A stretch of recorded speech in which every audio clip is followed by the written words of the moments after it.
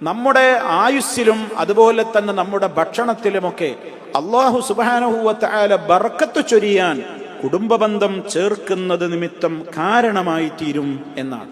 അപ്പൊ കുടുംബബന്ധം മുറിച്ചാലോ അതിലൂടെയൊക്കെ നമുക്ക് നഷ്ടമാണ് ഉണ്ടാവുക. നമ്മുടെ റിസ്ഖിൽ കമ്മി വരും. അതുപോലെ തന്നെ നമ്മുടെ ആയുസ്സിൽ ബർക്കത്തില്ലാതെയാകും.